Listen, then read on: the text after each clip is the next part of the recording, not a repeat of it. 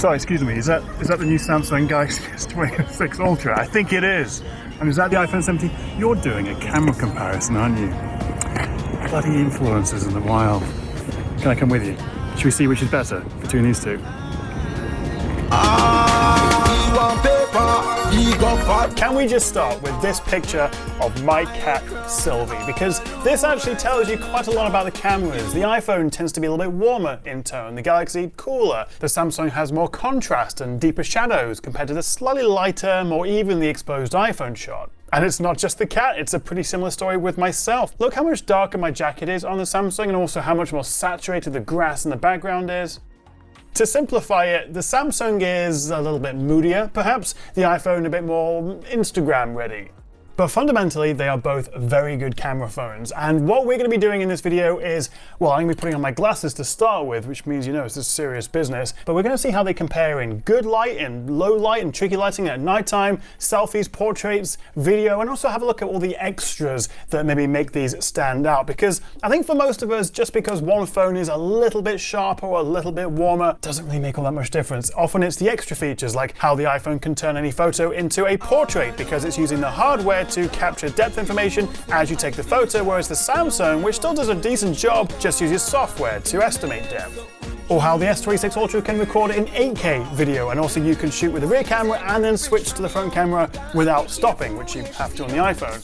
You've got Apple Log, you've got Samsung's Galaxy Log, you've got Samsung's APV codec now versus ProRes. But also, it doesn't really matter. It's whichever one you think is best, because photography, videography, it is so much of it is subjective. It's what you prefer to edit or post on Instagram or send to your mum, whatever it is you're doing with your photos. So let me know in the comments below which phone you think has the better camera.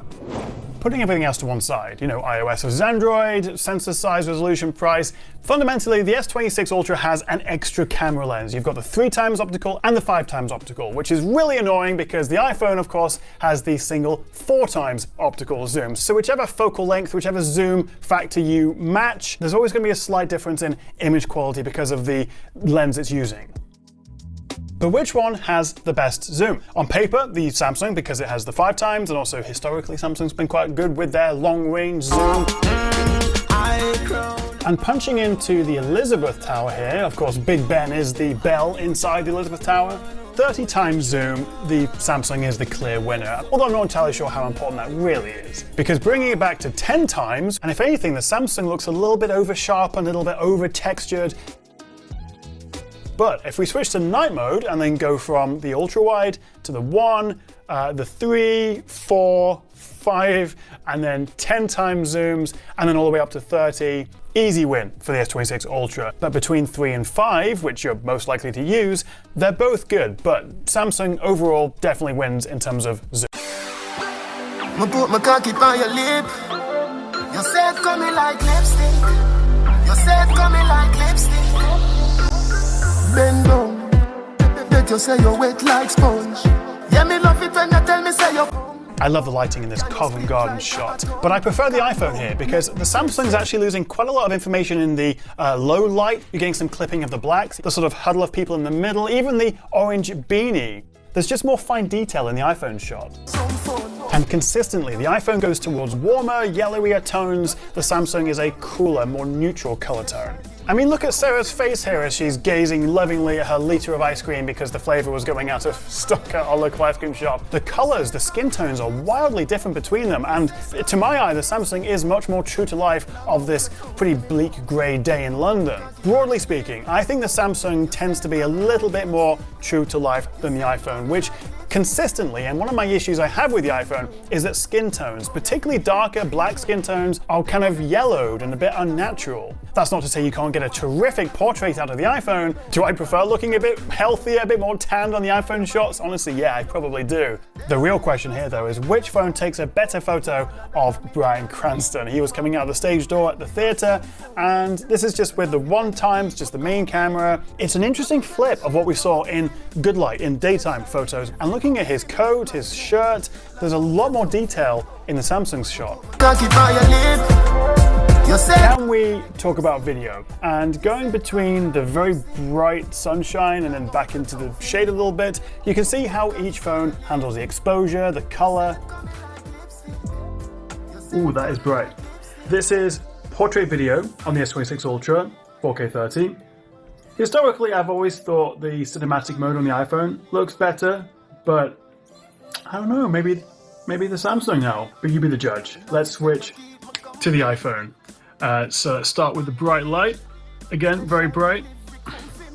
This is cinematic video, also 4K 30. But what do you think in terms of the video quality and also the depth of field, the blur that you get with this portrait cinematic video between the iPhone and the S26 Ultra?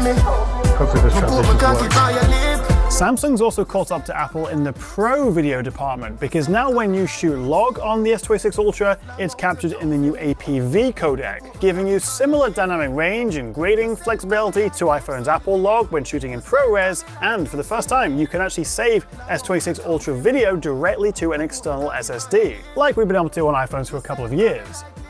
Oh, and they've added new LUT options. You've got 5 to choose from. Previously, you just had the standard color. And I like that this is built into the camera app and the gallery, and you don't have to use a third-party app.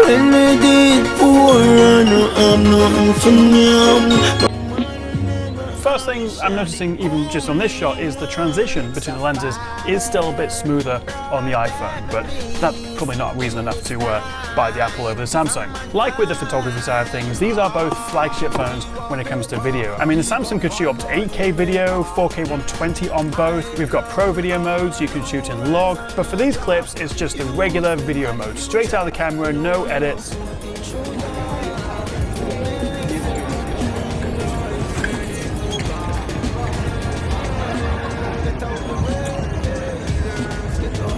But it's in low light where you see the biggest differences. The iPhone is brighter, generally the exposure is higher, which you may or may not like.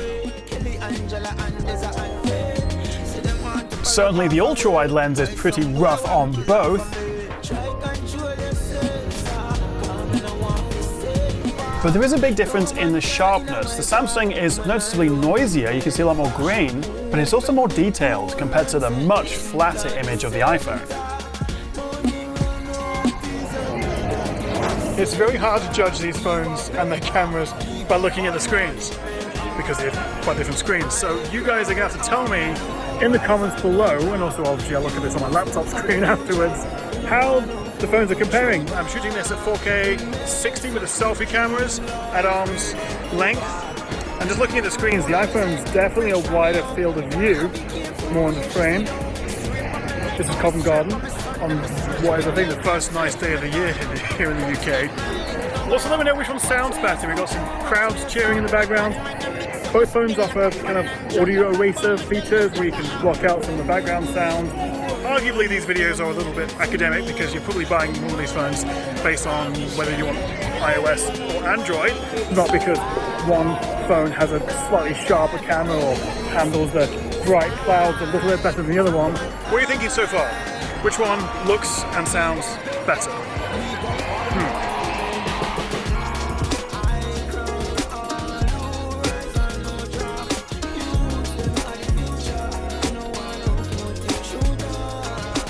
If I'm making a camera comparison, I have to mention the new Super Steady Horizon Lock. You can turn the phone a full 360, and assuming you do it reasonably well, you can keep it nice and straight. Not sure how often you'll use it, definitely quite a cool feature.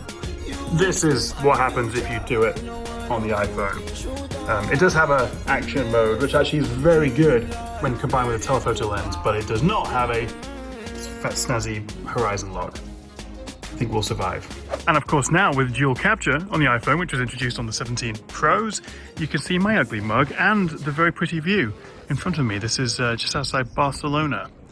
It does limit your recording to 4K 30, can't do 4K 60, and while you can move the little guy around, it's baked into the video. It doesn't save the files separately, you can't do a split 50-50, so it's a little bit limited, but it is nice to have the option. Sticking with the iPhone, and a new feature for the 17 series was this more square-shaped sensor for the selfie, the front camera, which means you can adjust between vertical and horizontal aspect ratios for your selfies without having to rotate your hand. Going back to the Samsung though, and for the more keen photographer, definitely check out the Expert RAW mode. And here you can shoot in RAW, JPEG, you can shoot in 24 megapixels, the full fat 200 megapixels, and you've just got a lot more options to play with. Zebraing, multiple exposures, astrophotography modes. And similarly with the Pro Video option, you've just got a lot more tools at your disposal. Whereas on the iPhone, we've got Final Cut Camera, and this gives you loads more tools and options for shooting video, which is particularly useful if you want to shoot in log, so you can color correct it afterwards. But unlike the regular camera app, you don't have to shoot it in ProRes, which you may not want to because of the huge file sizes. Although if you want, you can shoot in the ProRes RAW and ProRes RAW HQ, which honestly is diminishing returns in terms of quality versus storage. Oh, and of course, if you are one of the handful of people who bought an Apple Vision Pro, you can take photos and videos in spatial mode, so you can watch it back in 3D.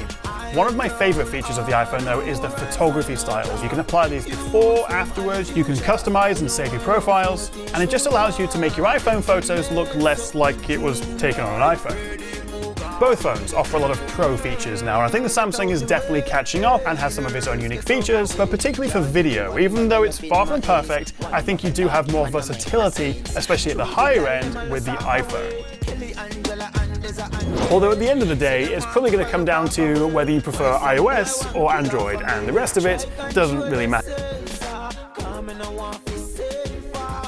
No man can in my thought, woman alone.